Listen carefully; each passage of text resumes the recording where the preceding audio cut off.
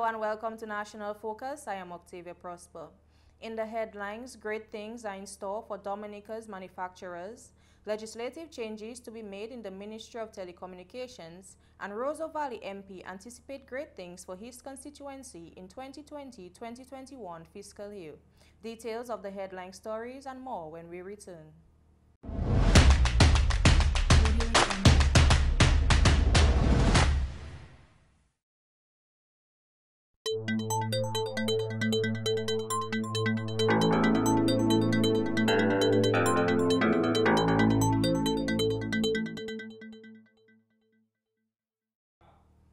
Welcome back. Government has officially commissioned a COVID-19 screening facility at the Douglas Charles Airport, which cost a total of $186,000 to retrofit the area. The ceremony was held on Monday, August 17, 2020. Minister for Tourism, International Transport and Maritime Initiatives, Honorable Dennis Charles, says the facility was needed to assist with the smooth transitioning of passengers during and after the hurricane season. We started initially with an outdoor health screening process using tents, but we all knew that going into the hurricane season, a more secured facility was absolutely necessary. In addition to ensuring safe adherence to the protocols, we also are mindful of the traveler experience and the need to ensure that passengers felt welcomed and comfortable whilst going through the screening process. So we began work immediately on retrofitting a shed which was once used to store cargo. I must say, just take a look at this facility, simply amazing. Hats off to Reno Construction and Tony Interior Designs for transforming this shed into a relaxing and safe experience for our passengers. Minister Charles says over 700 passengers have arrived in Dominica since the reopening of the borders on July 17, 2020. I must say, thus far, we have had 754 passengers, 617 returning nationals, and 137 visitors, but no new cases of COVID-19. The tourism minister says a number of airlines have been utilizing the ports of entry, and Dominica is expected to see an increase in visitors later this year.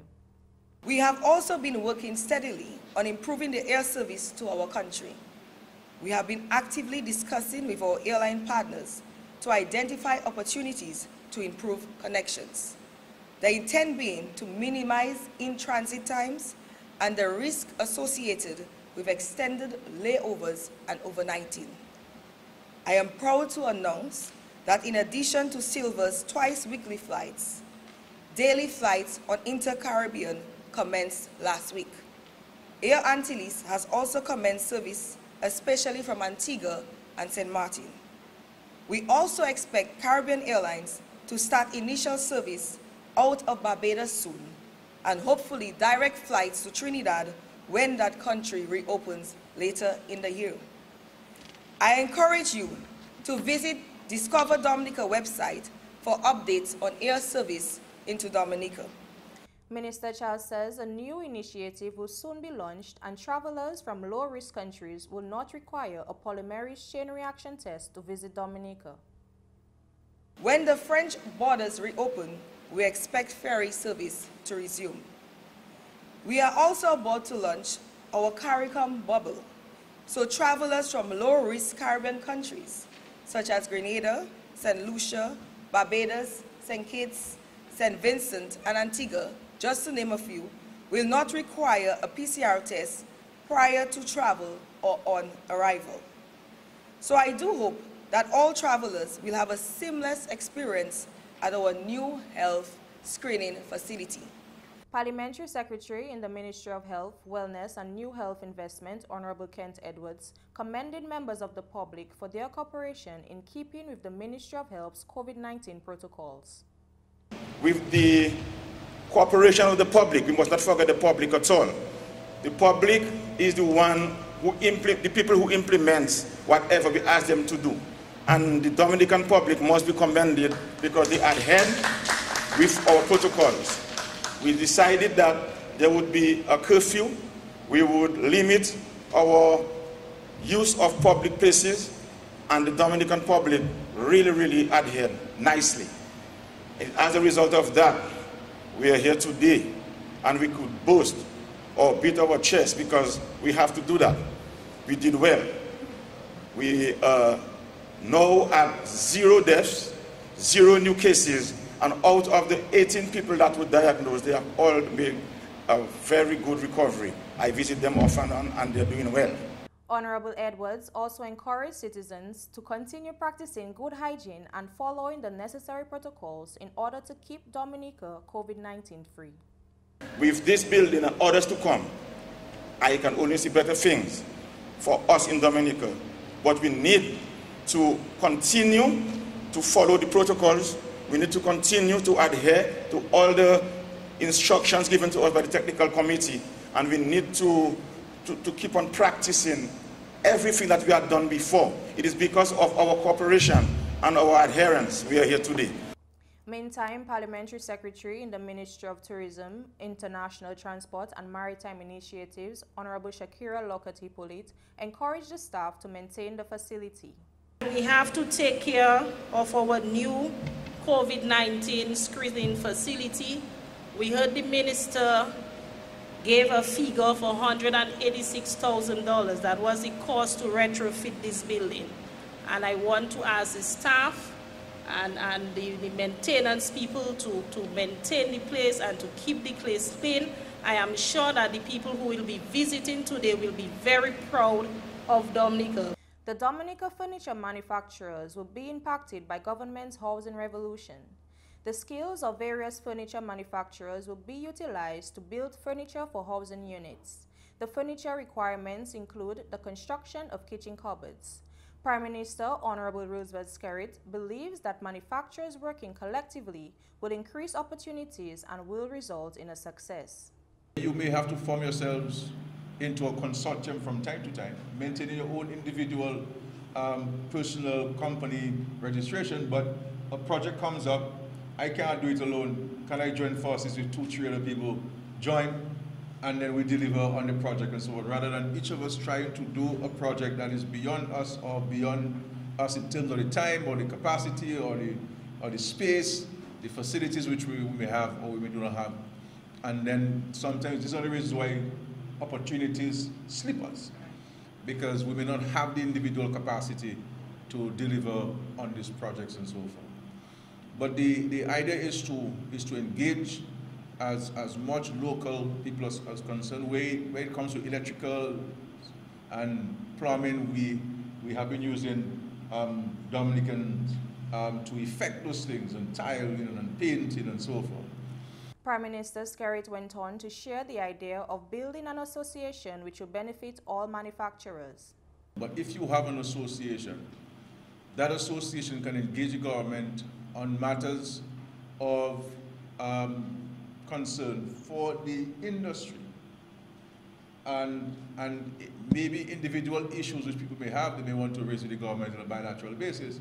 But overall, the issues confronting furniture manufacturers, etc., can be addressed through an organized system. And likewise, you could call us to a meeting. The Association of Manufacturers Furniture Makers could call us to a meeting and say, look, we would like to meet the government to discuss with you certain challenges, certain ideas, certain suggestions which we have. And so you become a stakeholder as an industry going forward. So I want to put this to you, and we can assist you from the government standpoint in getting you to put that organization together, that association together. Assist with the drafting of the bylaws and et cetera, et cetera. We can assist you with these things to put the structure in place. Prime Minister Skerrit is certain that much can be accomplished by simply working together, as he pledges his full support to the furniture manufacturers. Meantime, Minister for Trade, Entrepreneurship, Innovation, Business and Export Development, Honorable Ian Douglas, echoes the importance of working together. Look at all of those hotels that are coming on stream now. Half of them are not completed yet. We have, well, Kapinski in Portsmouth is completed, but we have Secret Bay is coming up in Picard. We have the one in Salisbury of my partner Ian Edwards down there. We have the expansion of the Jungle Bay happening now right there in Rosa. We have Fort Young coming up. So we have the opportunity, if we work together, to go to those investors, and they are local investors, Dominicans just like us, and say, hey, instead of dealing with one of us or two of us, we have an association. How many beds do you need? You need 50 beds, you need 200 chairs, and then we break up the work into pieces, and we get the work done, and we generate the business. Minister for Tourism, International Transport and Maritime Initiatives, Honorable Dennis Charles, believes that the manufacturers will deliver in a timely manner. Minister Charles encourages the furniture manufacturers to remain focused as the world faces a challenging period with the COVID-19 pandemic, and she trusts that this multi-million-dollar project can be life-changing once dedication is shown. Some countries do not know they're going to pay salaries, but look at you here today, going to have the opportunity to partake in a multi-million-dollar project. You do not have the same story in Dominica, and that is because of good governance and a government that cares about the average man and everybody, that we constantly look for ways to engage you in the development of this beautiful country called Dominica. And that is how together we are going to build dynamic Dominica. Minister Charles advises manufacturers to remain grateful for this opportunity. Government continues to work towards building a dynamic Dominica following the destruction caused by the passage of Hurricane Maria in 2017. The disaster disrupted the country's telecommunication and broadband service, as well as citizens' access to basic telecommunication. Minister for State in the Office of the Prime Minister with responsibility for telecommunications and broadcasting, Honorable Oscar George, has announced over 200 facilities now have access to a new fiber network which can withstand natural disasters. Now more than ever, we have to embrace connectivity and technology to drive our growth efforts and socio-economic well-being. The ministry responsible for telecommunications have collaborated with multiple stakeholders in ensuring that Dominica is well positioned with the required services our development push warrants. Mr. Speaker, the financial year 2019-2020 brought about many success stories for telecommunications. The initial step in this first involves building a robust and resilient high-capacity fiber network which is connected every government site across the country, including government offices, schools, police, and fire stations. This is just testimony of this government's foresight. The outcome of these significant investments in telecommunication infrastructure is that there are now 224 facilities with access to connectivity, which is inclusive of 70 schools, Mr. Speaker. Minister George says it is important to place emphasis on ensuring that Dominica has island-wide connectivity. We are not only interested in ensuring the delivery of public services, we know that in this era, the effects of climate change are becoming more and more prevalent. All aspects of livelihoods are conducted online, and so it has become imperative that efforts be made to ensure island-wide residential connectivity. So even if government is not mandated to provide individual connections, we see it necessary at this time to intervene. And because one of the fundamental principles of this government is that access to broadband should become a basic human right. And as such, failure to provide such service will be treated as a human rights violation. Plans are also in place to resolve internet issues in different communities. Mr. Speaker, we have sought to resolve the ongoing issues of internet access in certain communities around Dominica. Through the regulator, a request for proposals was issued to service providers. The regulator has received bids from the service providers, and after review, one has been selected. Further negotiations are ongoing to ensure the optimum value is delivered. We expect to conclude this by July 31st, 2020, and a contract will be awarded immediately after. These communities will form part of our initial drive to ensure island-wide coverage, and I'm happy, as Minister responsible for telecommunications, to see that we can finally end a 3-year absence of broadband service, especially for our friends on the North and the East Coast. Government is fully on board with this venture. Minister George says telecommunications will play an important role in Dominica's digital transformation process. Telecommunications will play an active role in the digital transformation process.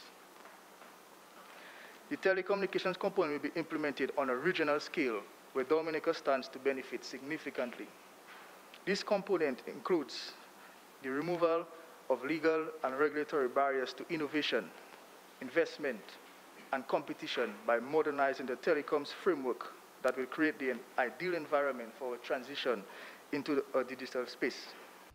Minister George alluded to the need for an updated telecommunications legal framework which will address a number of underlying issues. Mr. Speaker, the communication technology sector is one of the fastest growing sectors.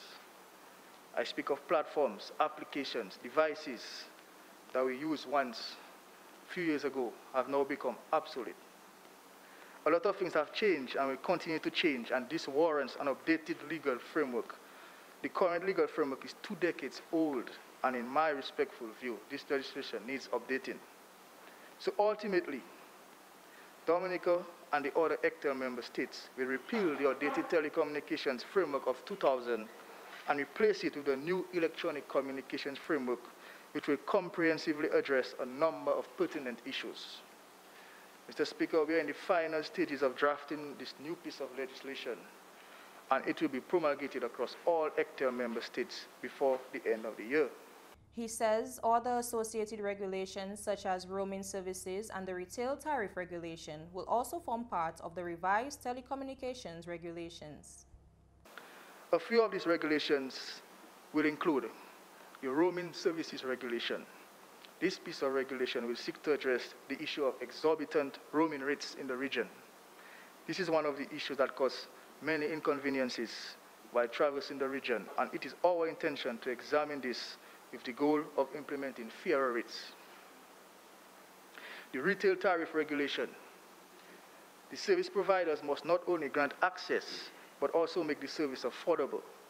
We conducted a very comprehensive study in which the rates charged by the telecommunication providers in Dominica was reviewed, and a strong case was made to modify the tariff regime. Mr. Speaker, this is another burning issue which I believe can be addressed through regulation. Mr. Speaker, there will also be quality of service regulations. In this modern age of technology, where work is done from home using online applications, the legislation will make provision for the implementation of network neutrality. Minister George says it is imperative for internet service providers to treat all internet communications equally and not discriminate. We will also see net neutrality regulations, Mr. Speaker. This is the principle that internet service providers must treat all internet communications equally and not discriminate or charge differently based on the user, the content, website, the platform, the equipment, or even the method of communication. Changes to the Payment System Act and Money Services Act will also be implemented. This comprehensive work plan will also support the development of financial services, specifically non-bank digital payment products and services.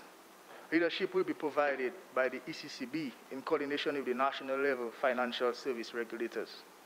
We will also seek to update the Payment System Act and the Money Services Act. A very important aspect of this work plan is cybersecurity and data protection given this COVID-19 era. We have seen significant traffic online, and a lot of personal information are now being published on the internet. This means greater threats from potential hackers. So we will update and review the protocols and standards for cybersecurity in the region. The ministry responsible for telecommunication has drafted a cybersecurity policy which will fit directly into this regional component. You are watching National Focus. More when we return. Scary! Everything just shaking and making big, creaky noises. Earthquakes, big and small, take place in the Caribbean at least 10 times a year. The dishes rattling and falling and breaking, then Vonnie started to scream. All I could think to do was shout, "Get outside, get out!" Earthquakes, hazards, take control, reduce your loss. If an earthquake hits, what can you do? Get down, get under an item of furniture like a table. Hold on and stay there until the quake passes. Find out lots more about earthquakes and other hazards at your local disaster office. A message from your National Disaster Office and SIDERA.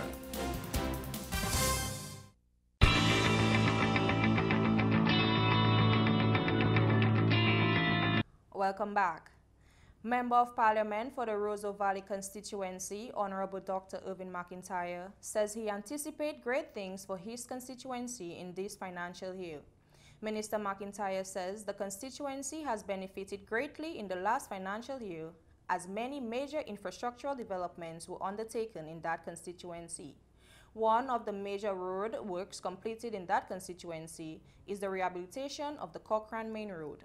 We completed our Cochrane Road, 3.7 kilometers at $23.6 million. And Mr. Speaker, if you haven't driven on that road, you should just take a little drive on that road. But what the road does, it just provides the opportunities for the village of Cochrane, whether it's for the Rabbit Festival, whether it's for a bypass, that if at all the road coming through the Antrim there is blocked, that we can use that road, and the tourism potential for Midland Falls, and we started work on the road to Midland Falls, and that will continue in this financial year as well.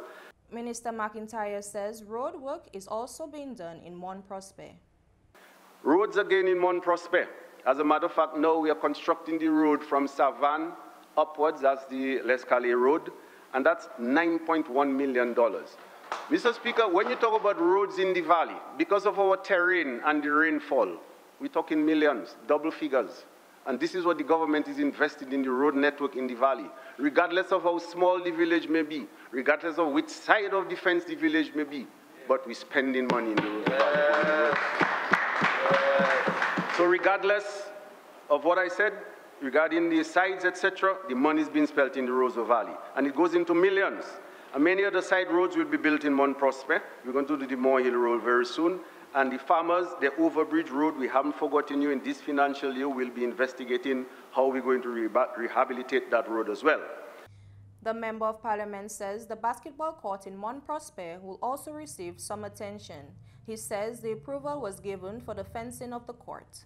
This is another thing that's going to go on for sports in Mont Prosper. We're going to fence the schoolyard, we're going to resurface the basketball court, and we're already sourcing state-of-the-art basketball backboards, see-through ones, for our court in Mont Prosper. So we'll have an excellent court in Mont Prosper.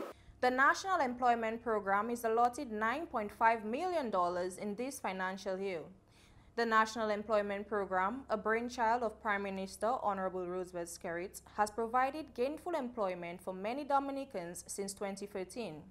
This program has expanded over the years, and government has seen this as the creation of employment and helping individuals gain knowledge in the world of work. The National Employment Program has three distinct components: the General Internship, the Community Employment, and the Education Mentorship. At the beginning of May 2020, Mr. Speaker, the total number of interns engaged under the NEP was 3,463. Of these numbers, there are 202 in the Salabay constituency.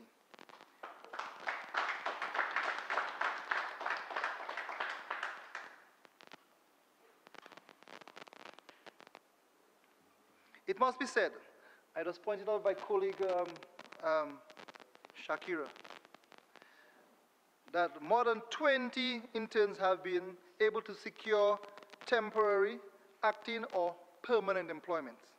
This means that they have been benefited tremendously from on-the-job training afforded by the NEP, and were able to secure substantive employment using skills that they have enhanced through training interventions. The community employment aspect of the NEP has significantly enhanced the beautification aspect of Dominica and has contributed to a clean environment island-wide. The community enhancements component of the program has contributed significantly to enhance the public environmental health, as there is a visible reduction in the number of rodents, vermin, and pests which carry vector-borne diseases. As such, the presence of beautification teams within communities have a positive impact on the health and the well-being of its residents. Mr. Speaker, the people engaged also play an important role in small infrastructure projects, cleaning and maintaining secondary roads, footpaths and culverts, etc., within their respective communities. Minister Frederick says there is no doubt that the NEP has impacted many lives in Dominica since its establishment. Mr. Speaker, there is no doubt that this program, the NEP, has positively impacted the lives of a number of people, especially single-parent households, and by extension, the standard of living of our citizens. Indeed, the economic boost from having more people employed cannot be ignored or understated. The housing revolution in Dominica continues to prioritize the housing needs of all Dominicans. Parliamentary representative for the St. Joseph constituency, Honorable Dr. Addis King, is pleased to inform the people of her constituency that they too will benefit from newly developed climate-resilient houses. This will include building of climate-resilient houses for the residents of Bells who already own their lands, and for those who don't own their land, government will build homes on government-owned land. In addition, government will continue to assist individuals with home repairs as we continue to improve the living conditions of our people. Mr. Speaker, this fiscal year, we will see the construction of 3 apartment buildings with 12 units each constructed at the Hillsborough Gardens as government continues with the sustainable housing project. 36 families will benefit in this second phase.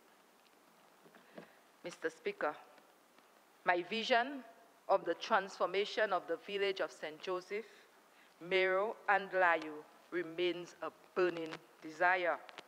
In this financial year, several residents of these 3 villages will receive hurricane-resilient homes, which will be built by this Labour Party government. The young people of her constituency will not be left behind, as she refers to the opportunity to own land by taking advantage of the reduction in land transfer fees. Honorable King is grateful for an emergency shelter situated in the community of Layu.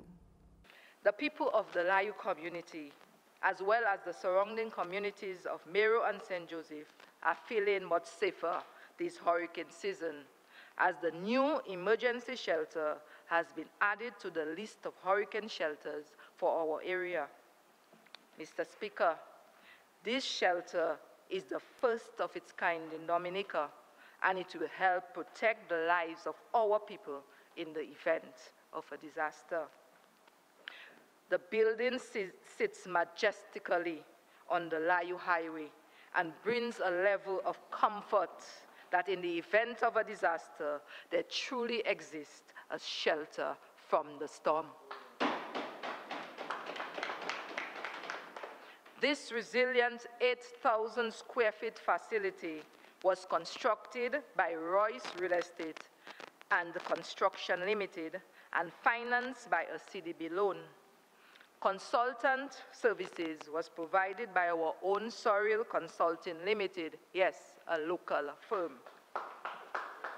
It was designed with the physically challenged in mind and therefore provides wheelchair access to the entry and to the bathrooms.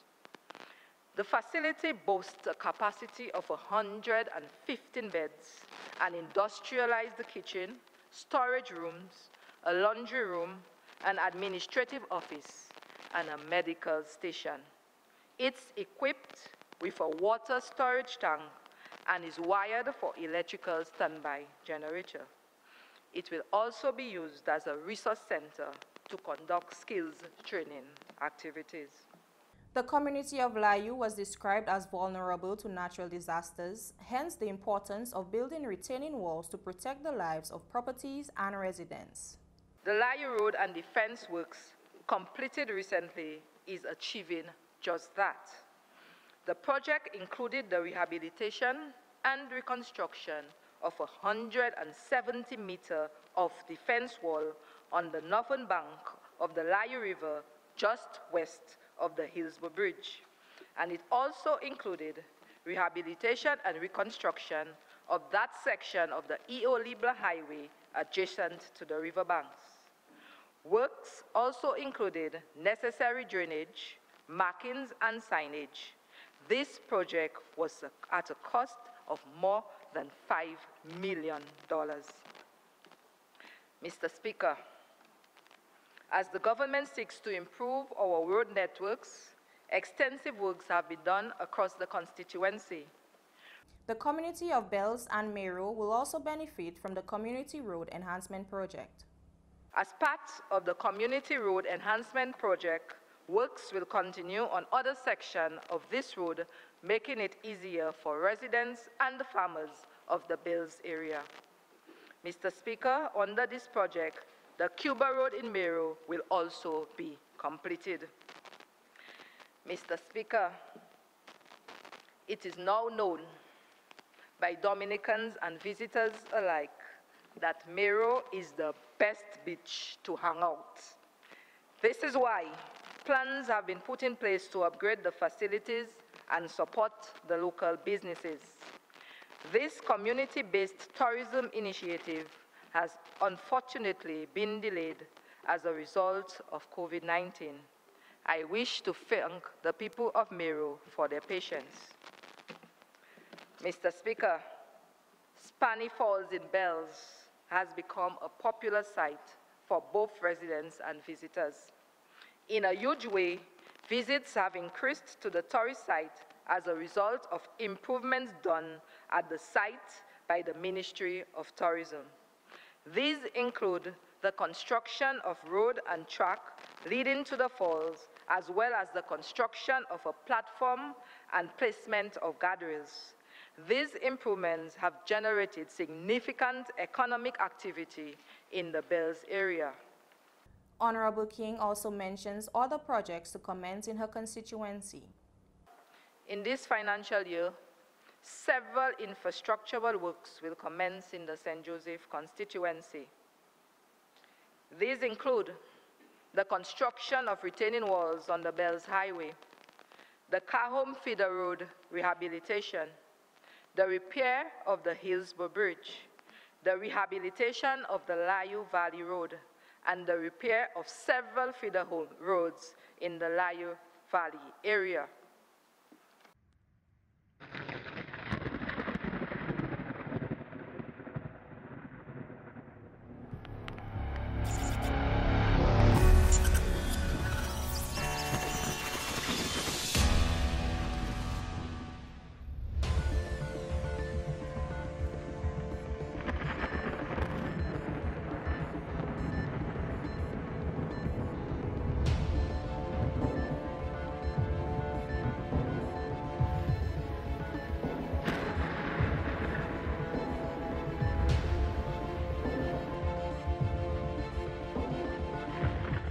And now for your weather update.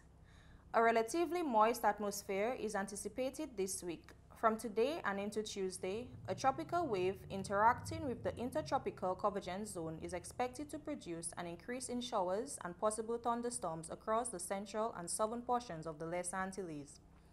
On Thursday, another tropical wave is expected to affect the Les Antilles and yet another from late Friday into Saturday. People in areas prone to flooding, landslides, and falling rocks should remain vigilant during these events. Moderate to rough seas are expected during the next 24 hours, with wave heights increasing to 8 feet today and to 10 feet by tonight due to an increase in surface wind speed. A small craft advisory is in effect for above all normal seas. A small craft warning is expected to come into effect at 6 p.m. Small craft operators and sea bathers, particularly on the East Coast, are advised to exercise extreme caution. And that's all for this edition of National Focus. Be sure to follow GIS Dominica on Facebook, YouTube, as well as on Twitter. You can also drop us an email at gis@dominica.gov.dm. From all of us here on the GIS News Production Team, I am Octavia Prosper. Thanks for watching.